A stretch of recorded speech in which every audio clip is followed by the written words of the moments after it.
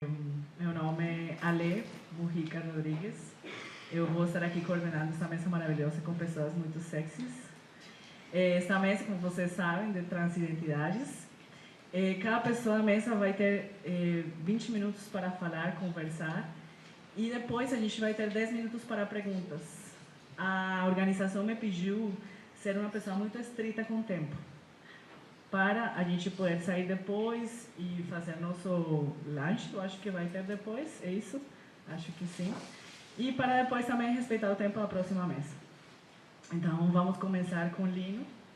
Lino é transviado sapatômico, mestre e professor de ensino técnico-tecnológico taurino, olha gente, com lua em câncer. Difícil, mas bom. Boa tarde. Eu fui escolhido para ser o primeiro a falar por livre e espontânea pressão das minhas colegas. Também esqueci todas as anotações que eu tinha feito em casa, então eu tinha pensado em fazer uma fala freestyle, mas nem tanto. Agora vai ser mais freestyle mesmo. Eu queria muito agradecer, né, a organização do evento, que por várias vezes me chama para estar aqui e me colocar também à disposição de quem quiser trocar uma ideia depois do evento, enfim, marcar os contatos, eu vou deixar aqui com a organização. E aí, assim, eu sou um homem trans, né? Quando eu nasci, o médico disse que eu era menina. Então, com essa imagem que eu me apresento hoje, em geral as pessoas, ou eu me coloco numa categoria de identidade que é de homem transexual.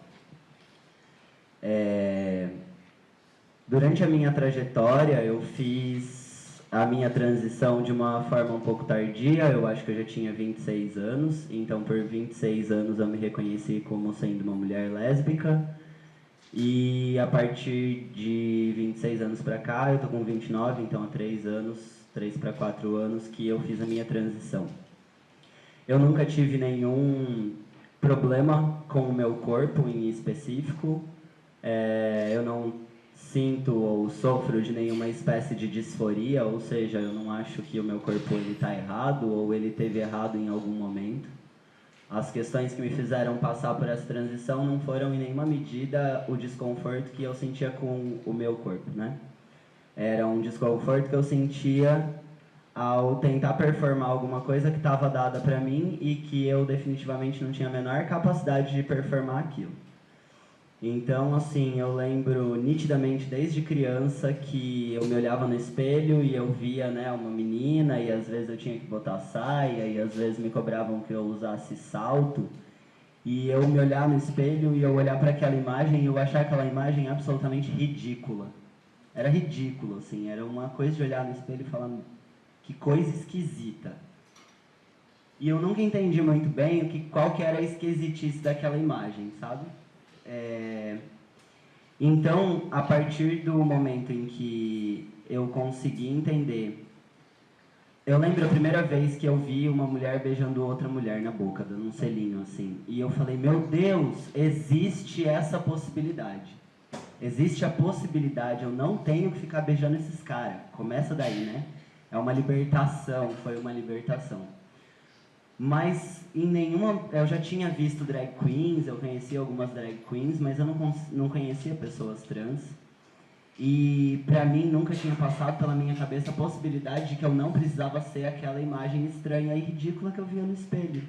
De repente eu podia simplesmente mudar aquilo que eu via e eu conseguia ver talvez coisas que pudessem ser mais interessantes. Da mesma forma, a primeira vez que eu coloquei roupas, né, que dizem que são masculinas, eu também olhei no espelho e eu também senti que de alguma forma aquilo era ridículo. Mas eu tinha muita curiosidade, eu tinha muita vontade de sair na rua e ver como as pessoas me tratariam. E aqui na UFSC algumas pessoas já me conheciam, não há tanto tempo, mas algumas pessoas já me conheciam e muitas pessoas me conhecem desde antes da transição, inclusive eu acho que todas as pessoas que estão aqui na mesa comigo. E aí eu falei, cara, como que vai ser isso, né? E aí eu tinha um amigo em casa e eu coloquei aquelas roupas e eu vim para uma festa na UFSC. Mas a UFSC é um lugar muito diferente de todos os outros lugares do mundo. Então, quando eu cheguei aqui e eu tava com aquela roupa, as pessoas não me perguntaram nada, não me julgaram, não me questionaram, não nada, nada. Foi absolutamente natural. E todo o processo foi muito tranquilo, porque em todo momento que eu tinha alguma dúvida, ou que eu tinha alguma insegurança, ou que eu tinha qualquer dúvida a respeito de como as pessoas iam me amar, eu sendo eu, elas eram quebradas, porque as pessoas simplesmente me amaram, me respeitaram, me acolheram em todo esse processo, aqui na UFSC. E não é à toa que, quando eu fui convidado para vir para essa mesa, eu me sinto muito como tá de volta em casa, tá de volta no meu lugar, no meu espaço, no ninho em que as pessoas realmente conseguem me acolher. Mas o que começou a bater bastante forte em mim era a dúvida do que é ser então um homem, né? O que é ser homem, assim? Vocês têm, passa pela cabeça de vocês quando eu pergunto, o que é ser homem? O que é ser homem para vocês? Alguém quer falar o que é ser homem? O que é necessário para ser homem?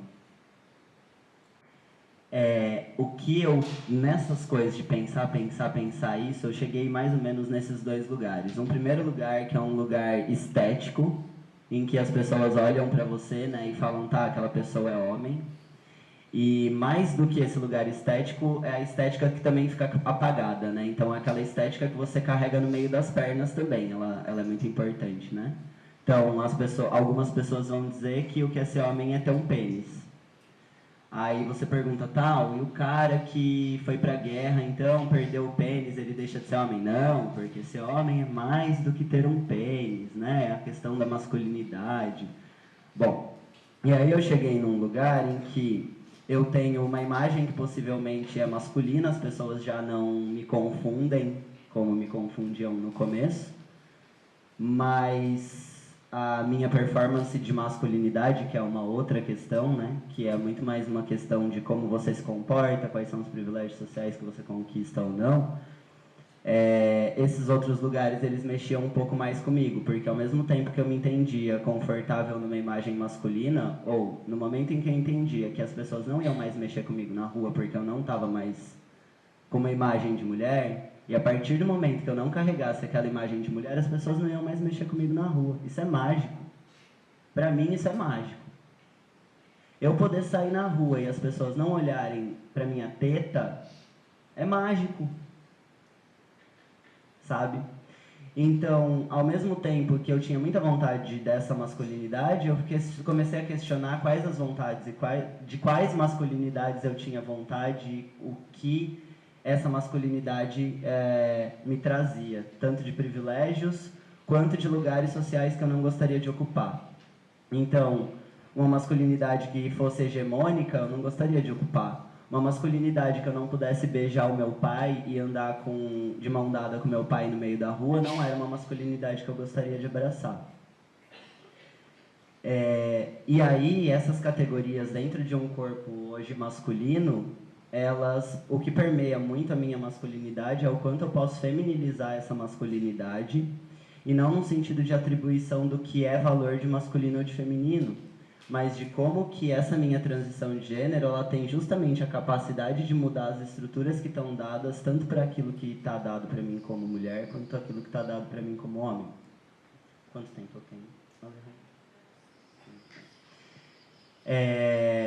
Então, assim, não bastava eu assumir toda uma estética masculina, eu teria que assumir, para ganhar esse tal respeito de homem, todas as outras regras sociais que carregam. Então, eu preciso falar grosso, eu preciso demandar, eu preciso ser mandante, eu preciso ser ativo, inclusive sexualmente. E a primeira coisa que me questionaram também na minha transição foi quando que eu ia cortar o meu cabelo. Porque homens também têm cabelos curtos, né? Então, o quanto que dessas coisas elas estão passando a minha experiência e o quanto que eu consigo alterar a minha experiência e a experiência que eu tenho com o outro através da minha transformação pessoal. Então, quais os lugares que eu me coloco ou que eu me colocava antes como mulher, como as pessoas reagiam quando eu me colocava daquela forma como mulher e como as pessoas reagem hoje quando eu me coloco na mesma situação. Então, se quando eu era mulher e eu buscava por alguma coisa e eu tenho uma péssima mania que é de gritar, eu era lida como uma mulher histérica, né? É uma mulher histérica gritando. Hoje, quando eu grito, eu sou aquele cara que é violento. É o cara que assumiu a masculinidade. Quando é o mesmo corpo que grita. Né? E essas tensões, elas estão fora de mim, mas elas estão dentro de mim também. São as questões que eu tenho que lidar no meu dia a dia, de quais são as formas e quais as possibilidades de existência que eu tenho dentro desse corpo. Mas o espaço mais interessante que eu entrei na minha transição foi o primeiro espaço que, quando o Sam Bursier esteve aqui, rolou o primeiro ateliê Drag King. Vocês já ouviram falar nisso? Ateliê Drag King? É quando as pessoas se reconhecem quando mulheres, elas se trajam, é como se fosse uma drag queen, mas de mulher para homem. Então, coloca toda essa masculinidade, né? Assume um papel de masculinidade. Inclusive, você pode assumir se você quer uma masculinidade hegemônica ou não hegemônica. A gente teve uma amiga que foi a Geni, que ela fez um homem cadeirante. Então, pensar nessas diversas masculinidades, né? E aí a gente poder sair na rua pela primeira vez, assim, e perceber qual é a diferença de tratamento que você recebe na rua, sendo homem, sendo mulher. E essa vantagem, ela é muito abismal, assim, ela é muito absurda. É absurda. Ao mesmo tempo, as desvantagens, e aí são desvantagens, de repente, morais, éticas, a gente, né, pode entrar em outros lugares, mas a desvantagem dessa masculinidade é quando as pessoas, por um lado, elas acham que você ter vagina nunca vai te fazer um homem, então as pessoas olham pra mim e falam assim, não, você nunca vai ser um homem, porque você é mulher. E por outro lado, as pessoas que assumem assim, não, você realmente é um homem e você é um homem como todos os outros homens. Esse meio, essa fronteira, é uma fronteira que é muito interessante para fazer a gente pensar e para fazer a gente ter um ponto de vista talvez um pouco diferente. Mas é um ponto também de desequilíbrio entre essas teorias que a gente está criando e as nossas próprias subjetividades, né? Dito isso, eu queria só chegar numa questão que para mim é muito fundamental, assim, e que era o meu objetivo nessa mesa. Isso tudo acontece, no meu ponto de vista, e no meu ponto de vista particular, porque a gente não consegue desvincular aquilo que é sexo de verdade, e aquilo que são as performances de gênero. Por mais que todas nós e todos nós, ou a maioria de nós aqui, já trabalhamos ou pensamos nas categorias de gênero. Toda vez que a gente vai falar nos complexos reprodutivos que existem nos nossos corpos aqui, todas as vezes a gente ainda não conseguiu sair do paradigma de chamar esses complexos reprodutivos de sexo. E pior do que isso, atribuir a categoria de sexo, que é uma categoria médica, a feminino e masculino. Então, a pior coisa que a gente pode fazer, no meu ponto de vista, é quando a gente falar assim, qual é o seu sexo, né? Mesmo que seja em documentos ou em qualquer coisa, e que falar é feminino ou é masculino. Se for falar de sexo e tratar sexo dessa maneira, vamos falar assim, qual é o seu sexo? Bom, então é vagina. Né? Seu sexo é pênis. Embora eu já te tenha dito milhões de vezes isso, e vou repetir, vou continuar repetindo, se vocês só fazem sexo com pênis e vagina, tem alguma coisa muito errada no sexo de vocês. Né? Porque tem boca, tem língua, tem pele, tem nariz, tem orelha, tem cabelo, tem pelo, tem cheiro, tem sensação, tem milhões de coisas. Enquanto a gente não conseguir parar de colocar nos nossos textos acadêmicos, enquanto a gente não parar de fazer a confusão nos nossos textos acadêmicos entre sexo e gênero, a gente não vai conseguir sair do paradigma da transfobia. Porque a gente ainda vai continuar pensando as pessoas como um pedaço de vagina ou um pedaço de pênis. E a gente não vai conseguir passar esse lugar. Então, o meu grande objetivo, ou o meu grande pedido para vocês, é que a gente consiga fazer essa distinção entre essas categorias, que a gente consiga colocar, e que a gente não tenha medo de falar dos nossos complexos reprodutivos, e que eu não tenha medo de falar que eu tenho útero, que eu tenho ovário, que eu tenho vagina, que eu tenho vontade de engravidar, que eu tenho vontade de ter filho, que eu tenho vontade de amamentar, e que isso não vai me fazer menos homem, porque esse homem, esse nome, essa identidade, foi uma identidade que eu assumi porque é uma categoria que ela existe, ela está materializada no mundo de alguma maneira. Como a nossa colega disse, quando as pessoas olham para as outras pessoas na rua, elas categorizam. Embora a gente não gosta, embora a gente não ache que seja interessante essa dicotomia, essa binaridade, é dessa maneira que as pessoas trabalham.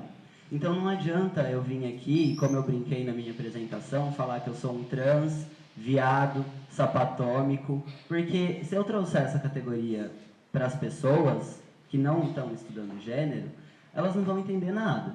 Mas se eu disser que eu sou um homem, talvez elas consigam entender, a partir da minha experiência de homem, como existem diversas masculinidades e diversas possibilidades de ser homem. Porque a gente, como feminista, né, eu não digo talvez só por mim, mas por muitas pessoas, essa palavra, ela carrega um peso muito grande. Quem aqui quer ser visto como esse homem? Esse homem universal. Branco, hétero, abusivo, abusador, né? E a gente perde de vista que quando eu me coloco como homem, eu não sou só um homem, eu sou um homem negro. Visualmente, a princípio, para as pessoas. Depois disso, e muito depois disso, e praticamente por último dentro de tudo, eu sou um homem trans, porque eu só sou um homem trans se eu quiser falar para as pessoas que eu sou um homem trans. Se eu não quiser dizer para as pessoas, eu não preciso dizer. Mas com certeza as pessoas vão achar que eu sou um homem gay. Né? E toda violência que eu sofro de pessoas que não me conhecem é por ser um homem gay. Agora, as outras violências das pessoas que têm conhecimento, né, que eu sou um homem trans, que eu sou um homem negro e me reconheço assim, e sou professor hoje por uma política de cota racial, que eu consegui entrar no concurso público, não foi por falta de esforço, mas simplesmente de saber que eu seria a única pessoa negra que prestaria o concurso para dar aula de moda, porque no curso de moda simplesmente não existem pessoas negras. Né? Então, quando surge uma política racial de cota, eu sei que eu vou passar no concurso. Eu sei que, de repente, eu vou ser o primeiro homem trans professor federal no Brasil, embora eu odeie esse tipo de categorização, né, de quem foi o primeiro, quem foi o segundo. Eu não sei quantos homens estão vivendo com documentos alterados, né, eu não sei há quanto tempo os homens trans estão lutando as suas lutas sem que eu saiba para eu dizer alguma coisa. Mas quando as pessoas sabem o que eu sou, eu nunca sei de qual direção vem o ódio delas. Se o ódio delas vem por eu ser negro, se o ódio delas vem por eu ter assumido uma vaga por política de cota, se o ódio delas vem por eu ser um homem trans. E principal e fundamentalmente por, nessa junção de categorias que as pessoas usam para me subtrair, eu ter conseguido assumir um lugar que, se não era nem para eu estar pegando avião, né, no aeroporto, quem dirá tá pegando uma vaga de professor federal. Então, eu tentei trazer para vocês, bem aleatoriamente, assim, um pouco da minha experiência. Agradeço o espaço de escuta. E, de novo, a gente se coloca muito à disposição, né, e agora falando como grupo aqui, para que vocês conversem com a gente, dialoguem com a gente, mas tentem principalmente saber da nossa experiência e da nossa vivência antes de fazer julgamento sobre o quanto a gente sofre, o quanto a gente sofria, o quanto a gente vai sofrer, e de quanto as nossas vitórias e quanto a transição é poderosa para saber se agora eu posso até ser homem, eu posso ser qualquer coisa na minha vida. Posso chegar em qualquer outro lugar, porque as barreiras que estão sendo colocadas para mim, se eu quiser, eu vou transpor elas, uma a uma. Muito obrigado. Obrigada, Elina, pela tua participação, pela tua fala. Agora vamos passar para escutar a Maria Zanella, travesti, bibliotecária, mestranda em Serviço Social pelo Programa de Pós-Graduação em Serviço Social, na UFSC, aprovada no doutorado em Educação pelo Programa de Pós-Graduação de Educação daqui da UFSC, integrante do Núcleo de Estudos e Pesquisas em Serviço Social e Relações de Gênero, no SERGE, e é idealizadora e fundadora do Núcleo de Estudos e Pesquisas de Travestilidades, Transgeneridades e Transsexualidades NETRANS. Boa tarde. Eu não gosto muito de falar no microfone porque eu não tenho uma dimensão do volume que eu estou falando, mas vocês estão conseguindo me ouvir, né? A minha proposta, inicialmente, primeiro eu quero agradecer, né, por estar aqui nesse espaço, por estar podendo ter a oportunidade de falar com vocês num curso de Gênero e Feminismos. Quero agradecer a organização, a mesa, né, que é uma mesa muito potente, com pessoas que eu admiro muito, intelectuais de peso, e que eu tenho aprendido muito. E acredito que parte dessa minha construção dentro da academia tem um pouquinho de cada um, né? E eu gosto sempre de fazer referência a essas pessoas, né? As que vieram antes de mim, porque se estou aqui, se estou produzindo, se estou ocupando esse espaço, é porque outras estiveram aqui e me possibilitaram também estar. Então, agradeço ao Lino, à Gabriela, que tem sido uma companheira muito importante nessa jornada, né? A universidade teve um ganho muito bom com a primeira travesti doutoranda de Santa Catarina, né? E com o Alejandro também, que eu conheço há algum tempo. Como eu estava falando, a minha proposta inicial era fazer um breve histórico do movimento brasileiro de travestis, que foi o primeiro passo, né, para o que a gente conhece hoje como movimento trans, né, na atualidade.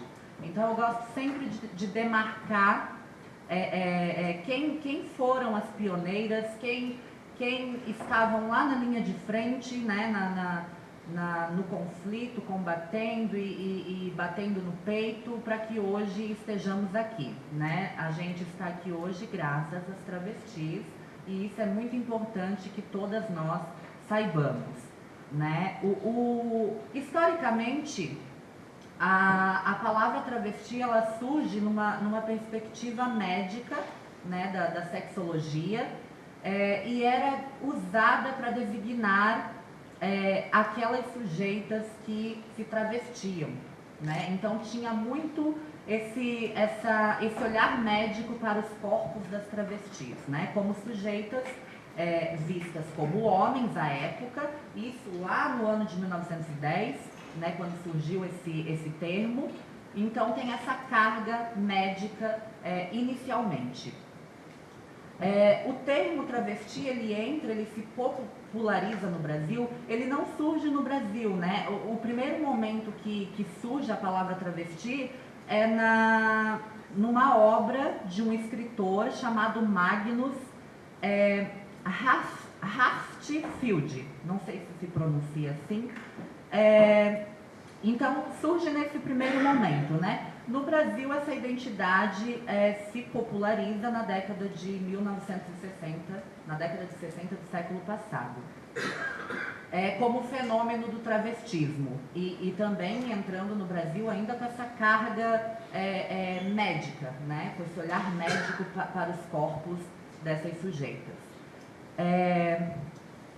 Este processo ele vai ganhando alguns contornos, né? Vai passando pela década de 60, pela década de 70. Década de 70 e 80 é o período em que as travestis ocupam as cidades na prostituição. Então a gente tem essa identidade, essa categoria identitária muito marcada pela ocupação das travestis em contextos de prostituição, né? Elas surgem nesse contexto, nesse momento, né, nessa conjuntura, enfrentando a ditadura também, né, que foi um processo bastante violento para as sujeitas travestis. Então, muitas migram para a Europa para fugir da repressão, algumas continuam e fazem o processo de desmontagem, né? Montagem e desmontagem, que é um conceito que o Benedetti, um dos principais autores que trabalha essa temática no Brasil, usa, né? É um conceito dele, montagem e desmontagem. Muitas, então, se desmontam, a gente pode dizer dessa forma, para poder entrar, se adequar a uma ordem normativa, né? Um corpo considerado um corpo hegemônico, né? Do que era entendido à época como homem e como mulher. E então a identidade ela vai ganhando alguns contornos, como eu falei, e principalmente contornos políticos, né? De pegar a identidade como resistência, né? De toda uma população. Mais tarde a gente também tem o movimento ele vai ganhando outras identidades, e aí surgem mulheres trans, homens trans, né? O Lino estava falando de masculinidade, muito importante, mas o movimento organizado de homens trans no Brasil, ele veio um pouco mais tarde, né? Eles existiam à época também, mas não tinha a movimentação, a articulação que as meninas tiveram desde o início, né? Isso tem algumas... A gente tem muita produção sobre também, né? O porquê, e está sendo muito estudado também na atualidade, né? Esse movimento organizado dos homens trans. Então, a identidade travesti ela é muito marcada por esses processos, né? De marginalização, do trabalho sexual, e em determinado momento, na década de 80, década de 60, há essa necessidade de fazer uma diferenciação, né? Quem é travesti e quem é mulher trans, né? E aí ocorre também um processo de higienização dos corpos e das identidades da nossa população, né? Mulher trans, a que deseja passar por um processo transexualizador e se adequar à norma, tentando atingir o máximo de feminilidade e se distanciando de uma identidade que está povoando as ruas, que está nesse território de prostituição. E até teve uma discussão semanas atrás exatamente sobre isso, né? E que me chamou muita atenção, um movimento de mulheres trans contra a identidade travesti, né? Então, a gente também tem muitos conflitos dentro da nossa população PT, que é de querer que a identidade, que a travestilidade não exista mais, né? Porque é um termo que remete, é uma identidade que remete àquele projeto inicial, né? Aquele termo inicial, lá de 1910. Então, para algumas pessoas do nosso movimento, essa identidade não deveria existir, porque remete ao verbo travestir-se, né? E daí se nega todo um contexto de ressignificação, todo um contexto de resistência de fato, né? Porque ser travesti é uma resistência, né? A gente precisa se posicionar como travesti. Eu considero muito importante que as travestis se posicionem e ocupem os espaços como travestis. O que ocorre hoje, e eu acredito que é muito devido às instituições, esse processo de adequar-se às instituições, né? De higienizar e de... hoje em dia poucas meninas se posicionam como travestis, né? Porque estão muito... acreditam ainda nessa questão de que a travesti é a prostituta, é a marginal, que está em contextos de prostituição, né? E elas querem se distanciar desse rótulo, desse estereótipo que se criou. Eu preparei isso era a minha proposta inicial, né? Fazer esse breve histórico, mas eu trouxe alguns tópicos para a gente trabalhar juntas. Eu preciso desse auxílio porque senão eu não dou conta. Então, o que ocorre? É inevitável falar de identidade travesti sem falar da produção de si e da constituição de si. Então, quando a gente vem fazer uma fala para vocês, é inevitável que a gente não fale de nós, né? A gente precisa falar de nós, porque somos poucas ainda dentro da academia. Somos pouquíssimas que conseguimos adentrar os programas de pós-graduação. Como eu gosto de falar, é dos programas de prostituição para os programas de pós-graduação, né? A gente sai de um contexto, a gente migra de um contexto de prostituição, de um programa de prostituição, para um programa de pós-graduação, né? E isso é muito recente, na última década. A gente consegue adentrar esses espaços e a gente consegue produzir como sujeitas, como pesquisadoras, como intelectuais e como vozes potentes também, né? E então o que acontece? O que acontece é a gente adentra a universidade e a gente acaba também se assujeitando aos processos da ordem normativa, né? Os olhares, como tu é vista quando tu fala que é travesti, né? Como as pessoas te olham, né? Essa informação social que o nosso corpo comunica, porque é um corpo agressivo, é um corpo que dói, dói no olhar das pessoas, as pessoas, elas... algumas têm uma certa aversão, porque é um corpo que não se conforma com a norma. O nosso corpo, ele não se conforma com uma normatividade. O nosso corpo é muito político.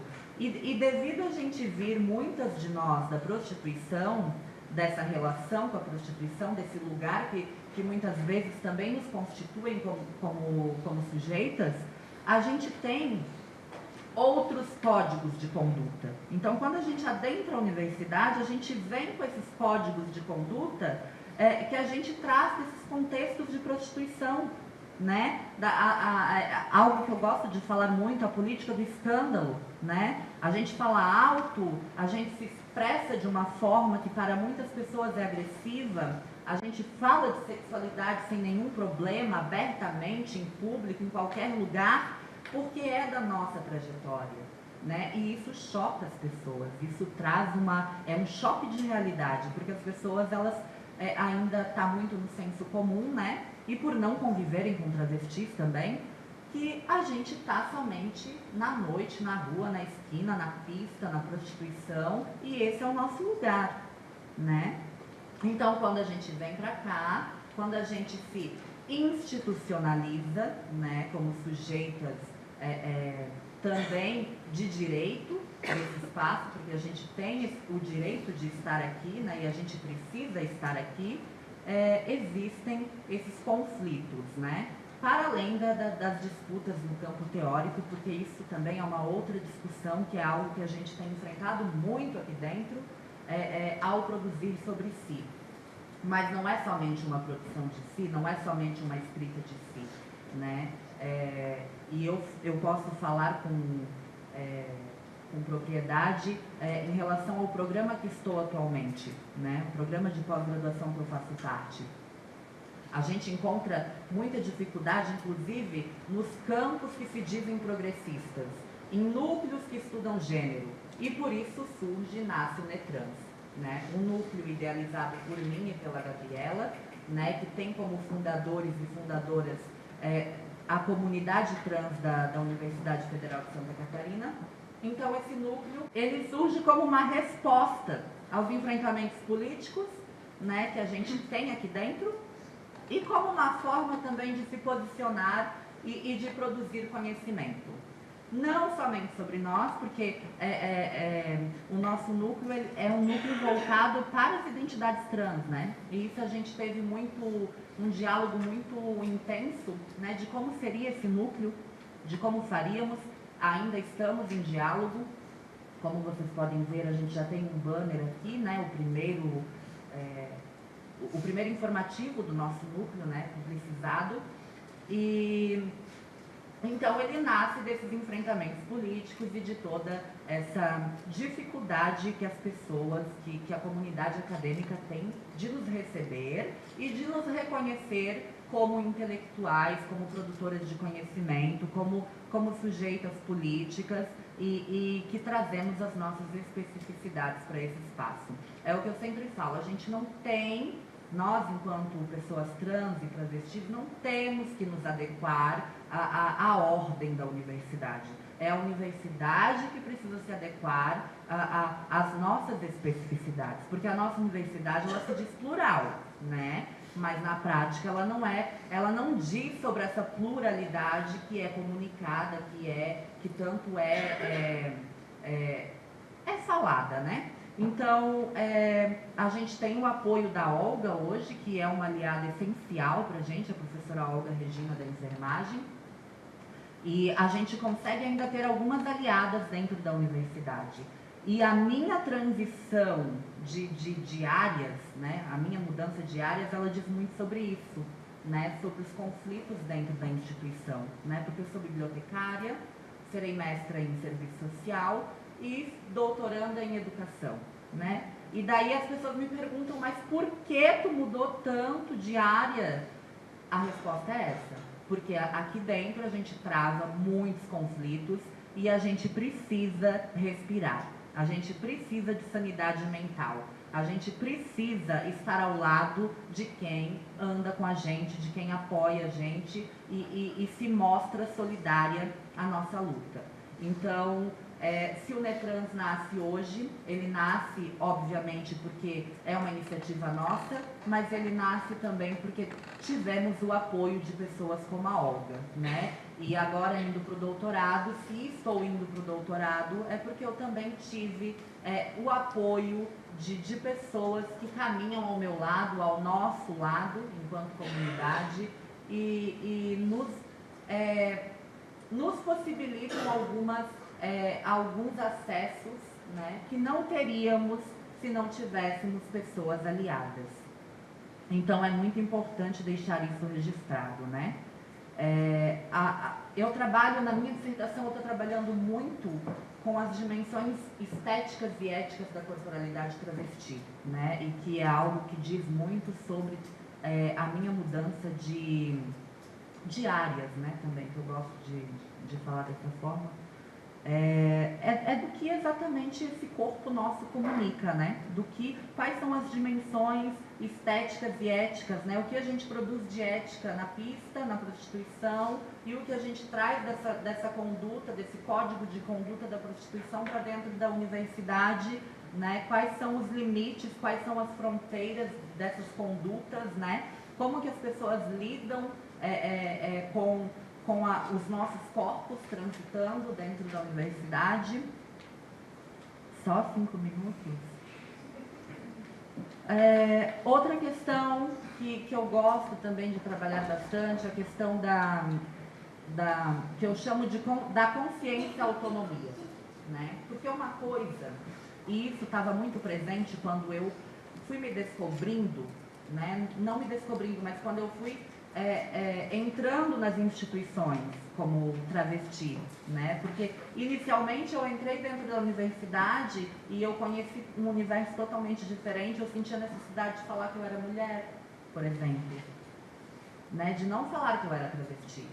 Eu tinha consciência de que eu era travesti, mas eu não tinha autonomia necessária para saber me fazer me travestir dentro da instituição. Então esse foi um processo para mim também. De muita reflexividade, de muita autocompreensão de quem eu era, para poder chegar em determinado momento e me posicionar como travesti, né? E isso acontece com muitas meninas, elas adentram a universidade querendo, desejando esse encaixe à norma, né? Porque tudo se torna mais fácil quando se encaixa a ordem normativa. Quando tu se sujeita a essa ordem, né? É tudo mais fácil. Isso, inclusive, no sistema de saúde, né? Nos sistemas educacionais, é tudo mais fácil quando a gente se encaixa a ordem normativa. Então, esse processo de autonomia, de saber me fazer me travestir, foi um processo também de muita reflexão e de ação, né, de ação política, de saber onde eu estava pisando, de saber o meu lugar aqui dentro e as pessoas que eu poderia contar aqui dentro também. E daí a gente também, né, fala da questão dos territórios em disputa, dos códigos de conduta, das políticas da corporalidade, que são esses tensionamentos que temos aqui dentro, né? Esses territórios que são territórios de disputa de corpos, mas também são territórios de disputa no campo teórico, né? Na produção de conhecimento. E isso justifica o porquê muitas de nós estamos produzindo sobre nós, né? A gente tem uma produção vasta, uma produção científica vasta de travestis na prostituição, né? A gente tem muito pouca produção de travestis em contextos de produção do conhecimento, né? Então, daí nasce a necessidade da gente ocupar outros campos, né, e de produzir saberes e conhecimento também. Então, como eu estava falando anteriormente, né, campo de estudos de gênero como lugar de enfrentamento político e produção da identidade, lugar de fala e estratégias de resistências, né? Aqui dentro a gente precisa de estratégias o tempo todo, né? De estratégias para nos relacionarmos com as pessoas, estratégias para avançarmos em questão de nível acadêmico, né? Dessa transição de graduação para mestrado, para doutorado, como nos encaixamos nos núcleos, como nos relacionamos com as pesquisadoras e também lidarmos com o fato de sermos vistas como intelectuais e pesquisadoras de baixa qualidade. Por que somos vistas como pesquisadoras de baixa qualidade? Porque produzimos só sobre nós, né? Isso é o senso comum, né? Que produzimos somente sobre si, né? Então, recorrentemente, tem muita coisa que não tá escancarada, né? Mas a gente percebe nas entrelinhas, né? Então, é um campo de disputa, né? Eu vou voltar agora a falar do núcleo, porque o meu tempo já se esgotou, mas depois a gente conversa, a gente abre o diálogo e a gente conversa um pouco mais na plenária, né? Mas eu gostaria agora de falar mais um pouquinho sobre o núcleo, depois eu passo para Gabriela, para o Alejandro, depois para a Gabriela. O núcleo, ele nasce disso, né? Como eu falei anteriormente, não quero ser muito repetitiva, mas o núcleo tem esse objetivo, né? De produzir saberes, conhecimentos e práticas sobre as nossas existências, sobre as nossas produções aqui dentro, né? E a gente produzir outras epistemologias também, né? O meu projeto de tese para a educação, eu trabalho a pedagogia da travestilidade, né? A experiência com as dissidências de gênero como lugar de constituição de um método de ensino, né? Essa experiência com as experiências com as dissidências de gênero como fator constituinte dos métodos que utilizamos aqui dentro, seja discursivo, seja de corporalidade e de relação com as pessoas, né? A Gabi vai falar um pouco mais sobre o núcleo também, tenho certeza, e agora eu vou passar a palavra para ela, tá bom? Depois a gente conversa um pouco mais, porque eu gosto de ouvir as pessoas, então eu espero que vocês perguntem, que vocês tenham um diálogo conosco. Pesquisa Relações Culturais e História da Educação, Universidade do Sul de Santa Catarina, doutorando no programa Pós-Graduação em Educação, Universidade Federal de Santa Catarina, dentro da linha de pesquisa Sujeitos, Processos Educativos e Docência, Ensino e Formação de Professores, orientadora por Maria Hermínia Lafim, vinculada aos grupos de pesquisa, Grupo de Estudos e Pesquisa em Educação de Jovens e Adultos, Núcleo de Estudos e Pesquisa em Travestilidades, Transsexualidades e Transgeneridades Trans, coordenadora em Santa Catarina da Aliança Nacional LGBT. Gabriela.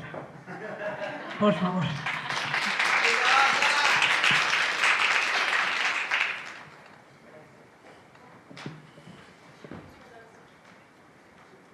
É difícil para mim, como professora, ter que ficar com essa coisa na mão, tá? Assim, é resistente ter que falar. Até porque dá a impressão que eu estou num lugar diferentemente de vocês. Eu me sinto muito mais à vontade de falar de iguais para iguais. E para falar de iguais para iguais, eu dispenso falar no microfone. E é o que eu vou fazer agora. Porque eu falo muito alto, vocês vão perceber que eu falo muito alto, tá? Bom, vocês vão perceber, tá? Vamos lá. Primeiramente, eu gostaria muito de agradecer à professora Miriam, sempre nos colocando nesse protagonismo, colocando nessa visibilidade. Se a universidade não nos reconhece no todo, mas tem alguém que está fazendo com que a universidade se mobilize e faça com que a universidade pense sobre esses sujeitos que, de alguma forma, entram para esse lugar e pede para ter voz nesse lugar. A professora Olga, por nos ter acolhido, né, e ter feito com que o NETRANS ele se materializasse e ganhasse uma nova identidade, e as pessoas que têm circulado também junto no programa de educação, que faz parte desse processo também da minha experiência de mulher, professora, travesti, e lá vai, né, esse mundaréu de coisa. Desde ontem, a gente tem ouvido falar de palavras do tipo sororidade, dororidade, libertação, diversidade, pluralidade, racionalidade. E a gente tem se deparado que parece que tudo isso começa a surgir na década de 60. A gente vai começar a perceber que essas coisas vão ter muito a ver com um período histórico. E é nesse período histórico que nasce um sujeito chamado Gabriela. É nesse lugar de libertação, nesse lugar de racionalidade, nesse lugar de conflitos e resistência, que eu acabo me tornando sujeito desse espaço. E neste lugar é interessante perceber que aí que mora o grande desafio, é que tudo que eu vou saber sobre mim é falado por outros. Não sou eu que vou definir e dizer quem eu sou. São as outras pessoas que acabam dizendo quem eu sou. E é nesse dizer quem eu sou que eu vou transitando por esses momentos e quebrando essas fronteiras do que é ser homem, do que é ser mulher, do que é ser viado. Porque teve um momento da minha história que eu também me identifiquei com essa categoria de viado. Então, nós vamos conhecer um pouquinho dessa história de Gabriela e eu vou contar para vocês, porque esse é o nosso desafio. Já que a gente tem falado tanto em teoria, tanto em conhecimento, e muitas vezes a gente fica falando, segundo Judith Butler, terceiro Foucault, quarto, e a gente vai falando isso. Nós viemos com isso que é nossas experiências e as nossas vivências como corpo, como sujeito. E aí tem gente que vai dizer, mas você não vai falar de Judith Butler? Você não vai falar de Foucault? Para que falar deles se a gente é a experiência viva do que é sexualidade, do que é gênero, do que é transgressão, do que é subversão? É isso que é importante a gente perceber na academia. Como sujeitos são a própria teoria. O próprio sujeito é a teoria. Como falou nas palavras de nossa amiga numa mesa, que a teoria também é política, mas a prática também é política. A prática do sujeito também é uma forma política, de você reivindicar esse lugar vem reivindicar esse espaço. Vamos lá. Olha bem, né? A própria professora Miriam nos convida para uma mesa que fala de transidentidade. Se existe identidade, existe algo para além de uma identidade. E não é qualquer identidade. É uma transidentidade. Ela rompe também com essa ideia do que é uma identidade fixa, determinada. E eu vou perceber que existem sujeitos e pessoas que ela não vai ficar nessa identidade que é congelada, mas que ela vai transgredir também essa ideia de identidade. E é esse nosso desafio. É pensar que tem sujeitos que eles vão viver para além dessa identidade. E aí, a gente traz que alguns sujeitos, para além das transidentidades, eles também vão decidir, né, nessas relações de gênero. E nesse contexto, surge Gabriela. E aí, a expectativa de sexo, gênero nas narrativas de macho. Essa pessoa que está ali sou eu. Um dia, o meu pai esperou que eu fosse um tremendo jogador de futebol. Que eu jogasse maravilhosamente bem com ele. Imagina essa construção dessa identidade a partir dessa narrativa de jogador de futebol. O que o meu pai esperava e a minha mãe esperava, depois de 5 filhas mulheres, surgi eu, e essa esperança de ter um macho, de ter um homem na família, essa construção dessa narrativa, vai gerar toda uma expectativa e que vai dizer quem sou eu. Não sou eu que vou dizer quem eu sou, são as pessoas que vão dizer quem eu sou. E vão narrar toda uma história de uma masculinidade, de um macho, de uma virilidade, que se espera, né, que venha acontecer, que se espera que isso realmente se efetive. E nessas circunstâncias, então, o que acontece? Eu vou viver uma vida por muito tempo, acreditando também, eu acreditava nisso também, de que eu era macho, de que eu era heterossexual. Porque era nesse mundo que eu vivia. Eu não vivia no mundo aonde eu conhecia travestis, aonde eu conhecia transexuais, aonde eu conhecia gays, aonde eu conhecia não binários. Né? Eu não vivia nesse universo, nesse mundo. Eu vivia no mundo aonde as pessoas eram homens e mulheres. Era esse mundo que eu existia. E era nesse mundo que eu estava. E era esse mundo que me fazia esse sujeito que era considerado por mim também uma resistência a outras identidades. Então eu não me imaginava numa identidade homossexual, numa identidade de viado, numa identidade de gay, numa identidade de travestis, porque eu não tinha essas experiências, essas vivências. Então, por um longo período da minha história, eu continuo resistindo e vou resistir também na escola quando as pessoas me chamavam de viado. Quando eu ouvi essas palavras, isso para mim me incomodava, porque eu não me reconhecia nisso. Até um certo momento, eu acreditava que eu vivia uma experiência de heterossexualidade, mesmo não tendo relações afetivas com ninguém. Mas eu queria provar para mim mesmo essa minha heterossexualidade. E eu jogava pedra, tirava pedra, eu ficava na escola, fazia de tudo para resistir.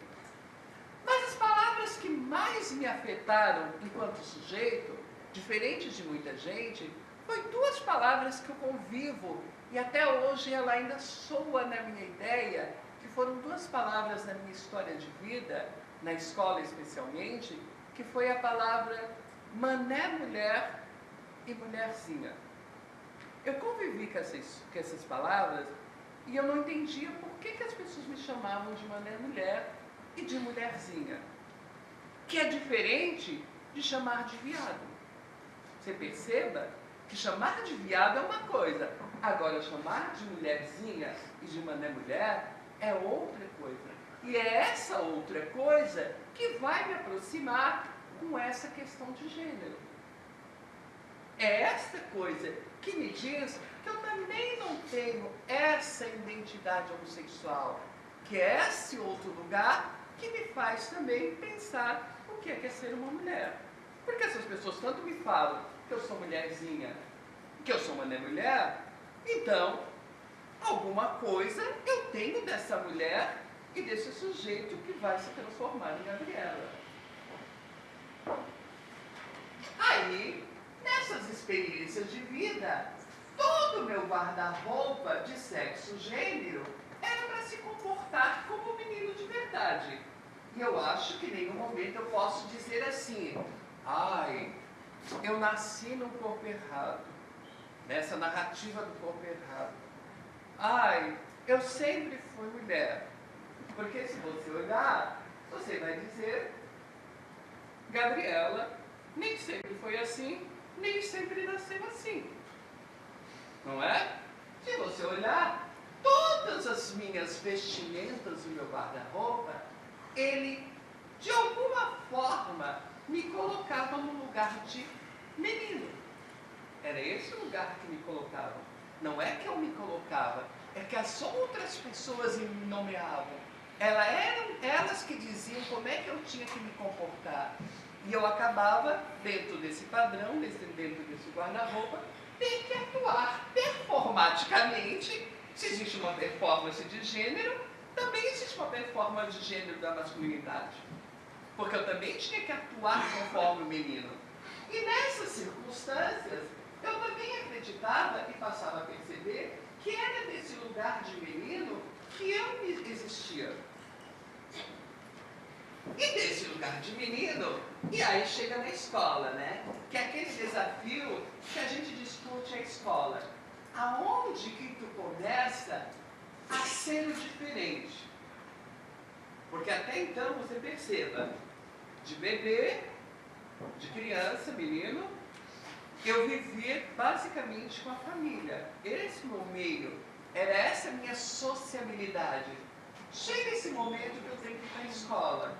É na escola que as pessoas vão começar então a me rotular, a me dizer, a me definir quem eu sou, diferentemente da minha família e das minhas experiências como menino. É lá na escola que eu vou conviver com esses nomes, mulherzinha e mané mulher. Foi as minhas primeiras experiências de começar a ter conflitos também comigo. Esses conflitos, porque já que as pessoas falam que eu sou isso, então o que é isso que eles me falam? E eu vou ter que começar também a resistir a esses nomes que as pessoas falam. A escola, e aí a gente tem a narrativa, como a Maria falou, a gente traz muitas nossas experiências. E a escola é lugar de maior experiência que a gente tem, que todo gay, que toda lésbica, que toda travesti, ela vai enfrentar essas circunstâncias com mais afronta é na escola. É o lugar que mais te demarca e que mais te coloca nesse outro lugar da diferença. E nessas experiências de vida, pode passar, eu chego então na universidade. Na universidade, e aí já fazendo letras, eu me deparo com o livro Gabriela. Até então eu não tinha um nome. É ali que vai nascer Gabriela. É ali nesse livro que vai nascer essa mulher subversiva, transgressora. E ainda não tinha contato com travestis transexuais, não. É no livro que eu materializo esse sujeito, que eu dou vida e começo a perceber que essa existência começa a ganhar corpo. E começa a ganhar corpo por quê? Porque até anteriormente eu não percebia que eu poderia ter essa outra possibilidade de existência. Eu acreditava que não. É nesse momento que essa minha história começa a se concretizar. socializar na universidade. Porque é nesse espaço que eu vou poder, então, ter essa palavra, como a gente viu, essa palavra de libertação. Eu começo a me libertar e me reconhecer. E aí, vocês percebem que eu já vou tendo essas, né, ditas mais características femininas, porque eu vou percebendo nesse universo também. Neste momento, é interessante perceber que vai ter um bom também, nesse momento que eu vou perceber na TV, a mídia vai trazer visibilidade para muitos que não conhecem. Neste momento da minha história, eu vou encontrar na TV Roberta Close. Eu digo, quem é isso? Eu vou conhecer na TV Thelma Lippe. Até então, eu nunca tinha visto o que era uma travesti, o que era uma transexual. Foi a TV, a pedagogia da TV, que mostra um sujeito que também rompeu com essa relação sexo-gênero tão determinado no nascimento. E aí eu vou reconhecer que eu também posso, né, reivindicar esse lugar. E aí então eu começo a ver nessas possibilidades de constituir-me como sujeito para além daquilo que eu nasci. Ai, Pai do Céu, é um absurdo. Tá? Pode continuar. Além de tudo isso, que é interessante perceber, até então, na universidade, na minha vida cotidiana, nas minhas relações, eu ainda continuava acreditando que eu era a única professora travesti, que eu vivia o meu mundo, né, o meu meio mundo de Alice, né, que nunca acordava, né, desse sonho.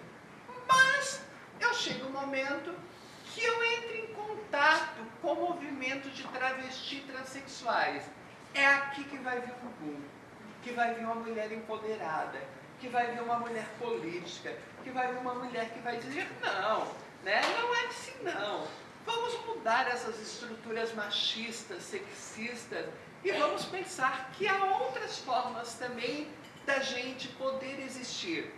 Em 2004, começa então o boom, né, dos movimentos de travesti e transexuais. E eu acabo entrando no movimento e acabo tomando isso como uma política também de sujeito. E é esse momento que eu me fortaleço, diferente dos outros momentos, me fortaleço como uma mulher travesti e me reconheço como essa pessoa que pode ser professora, pode ser mestre em educação, mas também pode ser doutora. Por que não? Por que eu não posso, como disse a Maria, dos programas de prostituição para os programas de pós-graduação? Porque, na verdade, a lógica só muda a mais-valia aqui, é diferente ou tão igual, né? Porque a gente é prostituído dos dois lados. Tanto do lado do corpo, como do lado da gente. Tá? E a gente acaba, então, reivindicando. E eu vi a professora Jerusa falar assim, o que muda na vida de um negro ou de uma negra quando você diz que para ela tem que estudar? Para a vida de uma travesti, eu digo e posso dizer que muda muita coisa. Muda sim, quando o caminho que nós percorremos também é o da educação. Por que muda? Porque você se torna um sujeito que também você não deixa que qualquer pessoa decida por você. Você constrói a sua história, você sabe como reivindicar a sua história. A educação, por mais que a gente muitas vezes queira negar, mas ela possibilita também que você, enquanto pessoa, transforme a sua realidade. Porque ela também possibilita se transformar para olhar para a sociedade e dizer o que está ruim. Sem a educação, eu tenho certeza que eu também não estaria nesse lugar que eu estou hoje. Se eu estou hoje nesse lugar, foi também por eu ter persistido e resistido. Porque 90% das travestis estão na prostituição. Por que eu e Maria não optamos por isso? Lógico que é gostoso, né? Todo dia um diferente, não seria tão ruim, tá? Mas por que a gente não opta de ter esse lugar, né, de constituição? Porque a gente também acredita que a gente pode ter outros espaços para além daquele lugar que supostamente nos empurraram. Porque é um empurrar mesmo para a Constituição. E aí, com tudo isso, continuando rapidinho, tá? A gente vai reportar a outras histórias de outras travestis. E na revista Lampião, ele vai já trazer, né, como as travestis são vistas. Travestis são vistas como espetáculo, como carnaval, como exótico, como bunda, como peito, como corpo, né? E é assim também que a gente se transforma, e é assim também que a gente agride a sociedade e bate na porta da sociedade e diz, nós existimos. Porque quando nós tiramos também a nossa roupa e mostramos que nós temos peito para enfrentar a sociedade, é porque nós dissemos que nós também somos mulheres. E ouvindo tudo isso desde ontem, eu fico também dizendo, o que está acontecendo na sociedade que a gente tem tantos momentos de conservadorismo e fundamentalismo, mas a gente tem uma coisa que foi fundamental para travestis transexuais, o reconhecimento que a gente pode ir no cartório e mudar o nome sem precisar de alguém que nos diga que a gente precisa passar por um advogado, por um psicólogo, por uma junta médica. E a gente vai direto no cartório e faz essa mudança. Que Brasil é esse? Que lugar é esse? Que há conservadorismo e, ao mesmo tempo, a abertura também para que travestis transexuais possam se reconhecer nessa identidade. Eu achei que eu ia morrer, isso não ia acontecer. E quando eu vejo isso, eu acho que a gente avançou. 2004, eu entrei no movimento. É muito pouco tempo para tantas mudanças e para essas mudanças da gente estar aqui. Eu acredito que a gente pode mudar muito mais. Como disse a Clair, vai depender de vocês, vai depender de todas as novas gerações que reivindiquem também não só o reconhecimento de transexual, mas o reconhecimento também de travesti, dessa subversão, dessa transgressão. Porque higienizar já basta o que fizeram na década de 60, né? E a gente não quer só isso. A gente também quer que as pessoas sejam vistas e sejam aceitas por ser diferente, estranho, ridículo, né? Não binário, enfim. Eu acho que a nossa mensagem aqui, né, é mais do que uma teoria. E é isso que a gente tem que enfrentar na academia também. Mais do que uma teoria, é experimentar as nossas vivências e as nossas experiências como sujeito, para que quem saiba, não Butler, não Foucault falem sobre sexo, sobre gênero de travesti, mas nós travesti falamos do que é o nosso gênero, do que é o nosso sexo. Eu nem sei se realmente eu sou mulher, né? Eu sei que eu sou Gabriela, e é isso que importa nesse momento também para mim. Obrigada a todos e todas.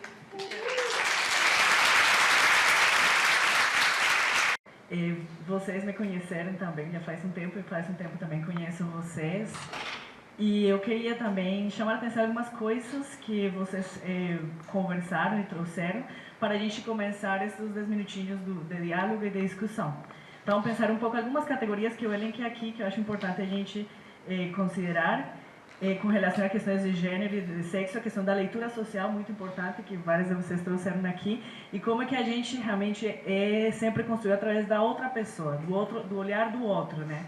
E como o olhar do outro sempre nos constitui, e como a gente então vai ter essa linha entre essa autonomia de minha constituição, através também do olhar da outra pessoa que me está lançando categorias, muitas das vezes muito fixas e muito imutáveis no olhar desse outro.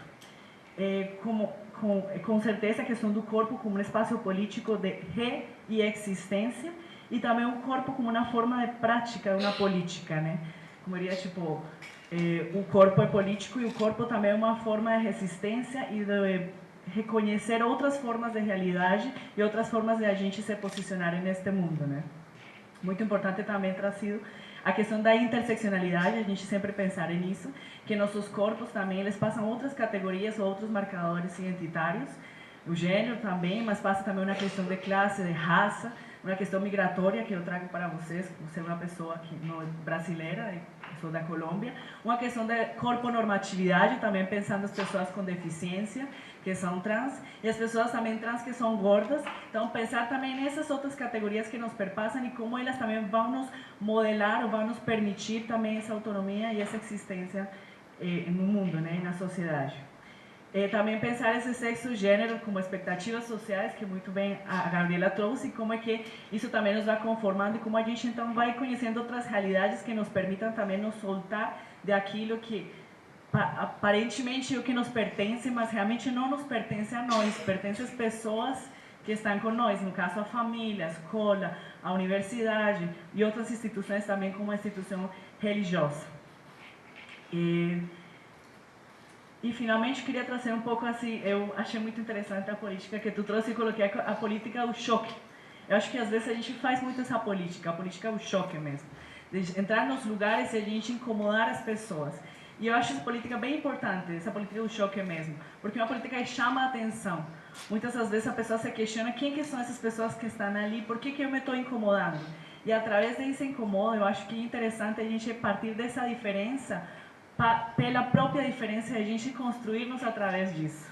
Tipo, não construir-nos através da igualdade, mas sim através da própria diferença que a gente traz com nossos corpos e com as nossas identidades e os diferentes marcadores sociais que nos perpassam. Com certeza a questão do acolhimento e saúde mental é muito importante e eu também encontro a universidade, sobretudo a UFSC, como um espaço que me acolheu. E muito importante também a construção do Netrans. E eu queria também dizer que para mim é muito importante estar nesta mesa, porque através de vocês eu também me construí. Tipo, eu pesquisei no meu mestrado com questões trans, eu me reconhecia como uma mulher cis, eu não sabia dessas categorias na minha cabeça, no meu espaço, né, no meu capital cultural, eu não tinha essas categorias. E a partir de começar a trabalhar as questões trans, eu comecei também a ressignificar todas as minhas categorias que foram impostas. E quanto que realmente não me reconhecia entre esses lugares onde eu estava transitando. E a partir daí, conhecer vocês, e vocês trazem as suas experiências. Na minha pesquisa, eu me reconheci. Então, o quanto é importante, como tu fala, falar de nós, para que outras pessoas também reconheçam que existem outras formas da gente ser. E a partir daí que eu me reconheci como uma pessoa não binária, e faço e trago esse trânsito na minha vida, e começo também a me colocar nos espaços dentro desse lugar. Então, eu também quero agradecer e aproveitar esse espaço para agradecer a vocês e as outras pessoas trans, as outras pessoas travestis, mulheres trans, homens trans que estão aqui presentes, que eu reconheço, e outras pessoas não binárias que estão junto aqui conosco, porque eu acho que todos nós estamos reconstruindo constantemente com as nossas experiências e com nossa amizade e com nossos afetos. Então, é a gente também se permitir afetar com os afetos do outro e das outras pessoas, para a gente também, então, chegar a fazer essas transformações que a gente tanto quer para que todas as pessoas se sintam acolhidas em todos os espaços, né? Pensando muito também na saúde mental. Bom, fechando já a minha pequena intervenção e vou abrir então para as perguntas. Temos 10 minutos para quem tiver interesse em fazer alguma pergunta para as pessoas da mesa. Então, meu nome é Luz, você ficou nervoso, então vou ficar com uma cola aqui. Eu faço filosofia, a minha pergunta vai mais para o Lino e sobre o que o Ale falou um pouco sobre leitura social. Eu gostaria que o Lino falasse um pouco mais sobre a própria definição de homem trans, sabe? É algo que eu fico me perguntando há muito tempo e tem a ver com a própria identidade construída, né? Eu ao menos falo isso pressupondo que tanto o gênero, o homem cis, como o homem trans, não é uma identidade que é inata, a identidade também se constrói. E como toda identidade é repleta de contradições, é repleta de conflitos. É muito recorrente em fala de homens trans e a gente vê, eu me assumi como lésbica e era a lésbica mais masculina da escola. Eu ao menos falo assim, como um desabafo pessoal, porque eu me assumi como lésbica e era assim a lésbica mais masculina da escola. E na minha opinião são as lésbicas que sofrem mais lesbofobia, porque não performam a feminilidade em termos de performance de gênero, né, e também em relação à sexualidade. Né? E depois que assumem essa identidade lésbica, vem a questão trans. Né? A gente reconhece que talvez esses traços não sejam os traços que eu quero ver na minha vida, talvez esses traços não é... Os traços que eu falo em traços e às vezes assim, eu falo de uma forma bem direta, assim, eu falo de transição hormonal, sabe? Pelos e o que é heteronormativo, sabe? Mas é o que a gente está condicionado, mas enfim. Então a minha pergunta é mais nesse sentido, né? Como se dá essa passagem? Como essa passagem se constrói? Como essa transição se constrói? E é óbvio que essa passagem não é linear, né? A gente vai e volta e, enfim, não sei quando que acaba, né? Então, como se constrói o desejo transexual de um homem transexual? Será que esse conflito que, não estou generalizando, né? Mas que alguns homens trans têm, esse conflito que o homem trans tem no espelho em relação ao seu corpo, até que ponto isso não é uma opressão machista em relação ao corpo feminino? Bom, é isso. A minha pergunta talvez parecida com a dele, para o Lino. Há 4 anos eu raspei o cabelo e por usar roupas largas, por ser uma mulher gorda e tal, eu andava na rua e o assédio acabou, isso foi um alívio, foi muito bacana. Eu até pensei, nossa, achei a solução para o movimento feminista. Brincadeira. E em algum momento eu comecei a ser vista como um homem. E assim, a minha prima viu uma foto minha no Instagram e ela falou, ai, que garoto lindo. E, tipo, era eu. E eu comecei a questionar assim, sobre isso, até brinquei de dizer que eu era uma pessoa não binária, mas eu não consegui lidar com esses questionamentos por pensar que eu, enquanto mulher feminista, né, que já tinha essas leituras, me incomodava de ocupar o lugar de ser um homem. E aí eu queria que, porque eu sei que tu tocou um pouco nisso na tua fala, eu queria que tu pudesse, né, esclarecer um pouco mais sobre isso, porque me incomodava isso de poder ser lida como homem, porque era uma coisa rápida, assim, logo a pessoa entendia que eu era uma mulher, enfim, foi um momento muito rápido, eu deixei o cabelo crescer logo depois, então se resolveu isso, eu dava um batom, então resolvi as coisas. Mas isso porque como eu era uma feminista, sou uma feminista, que de alguma maneira as pessoas viam esse ódio expressado, a figura masculina do homem, o homem machista, por um momento de estar nesse espaço me causou angústia. Eu queria que tu falasse um pouco sobre isso, sobre como é ser um homem trans e ocupar essa masculinidade vista por outras pessoas. É isso. Boa tarde, meu nome é Johnny, eu sou colombiano, então que legal ver um colega aqui. Eu acho que não é tanto uma pergunta, né? Vai virando pergunta, mas como primeiro agradecer muito, gente, acho que nessa hora, um pouco mais aqui, eu aprendi muito mais do que lendo um monte de texto e coisa, então agradeço demais. Concordo plenamente com que a experiência de vida e o corpo é a teoria, né? E eu acho que é por aí que vai meu comentário e minha pergunta. Eu não lembro o teu nome, desculpa. Maria, eu tenho muita curiosidade em saber mais sobre aquilo que tu falou da pedagogia da travestilidade. Eu acho que um grande problema que se tem na minha área, eu estou começando aqui o doutorado em Educação Científica e Tecnológica. Então, o primeiro que eu quero questionar é o ensino de biologia como esse ensino obrigatório nas escolas e como o discurso que mais normaliza os corpos, né? Então, as poucas pesquisas que se fazem na área de ensino de biologia, tentando incluir, na verdade, uma inclusão falsa, porque tenta mostrar que estão trazendo outros sujeitos, mas não permite que esses sujeitos venham discutir o que a biologia sempre falou e o que o ensino de biologia faz.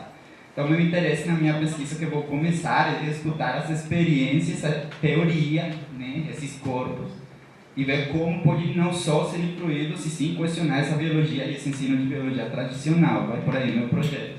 Então, eu gostaria de saber mais sobre essa questão de pedagogia da travestilidade, né, porque eu acredito que implica questionar esses discursos, o conteúdo mesmo, né, o conteúdo biológico e tal, que circula na escola.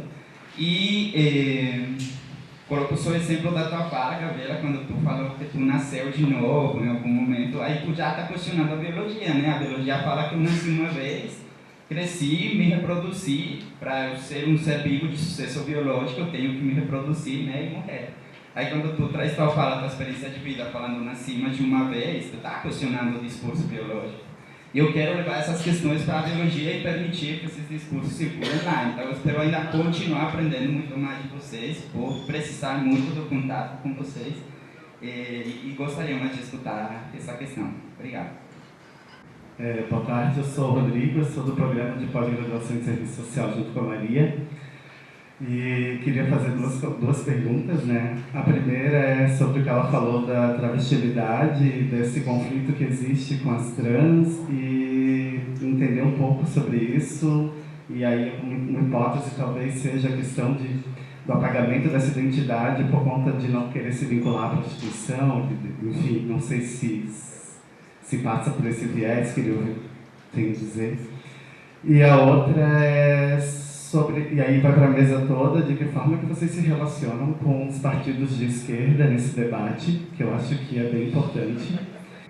Boa tarde, meu nome é Flávia, eu sou também professora da Rede Federal, sou colega do Lino, inclusive, e eu gostaria só de comentar, primeiramente, que sendo também da área de biologia, né, que eu conversei também com ele, depois de ter passado assim por toda a academia, né, na área mais dura de biologia, mestrado, doutorado, etc., eu vivi aqui na UFSC, nos últimos tempos, talvez a minha experiência de formação mais transformadora, que foi o curso de especialização GDE, e daí por isso acredito, queria agradecer muito, né, também a Olga, a Miriam, a Samira, que está ali atrás, que contribuíram muito para essa experiência que foi assim, bastante impactante, né?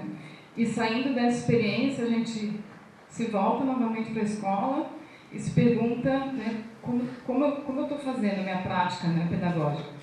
E, enfim, eu acho que assim, o GDE plantou várias sementinhas. Lá no meu campus a gente tem feito alguns trabalhos e nesse semestre agora, 2018-2, a gente conseguiu aprovar um projetinho dentro do IFES, que eu acho bastante modesto, são 5 meses só de trabalho, um projeto de pesquisa, mas a temática é justamente o estudo da trajetória escolar de pessoas trans, né? Então a gente quer levantar, né, alguns pontos, como a escola tem acolhido, ou como foi o percurso de pessoas, né, hoje que se reconhecem como trans, como foi o percurso escolar dessas pessoas, como a escola acolheu ou rejeitou, né, e como principalmente a gente pode fazer uma escola melhor, né, mais acolhedora para todos os sujeitos,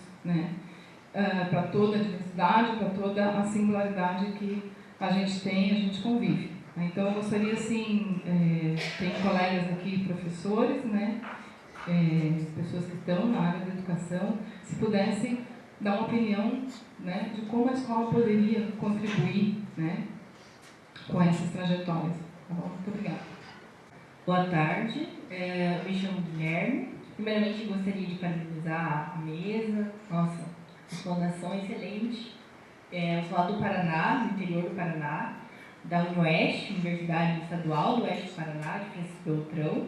E a gente está trabalhando lá por meio de um projeto de extensão, por meio da orientadora Melissa Barbieri.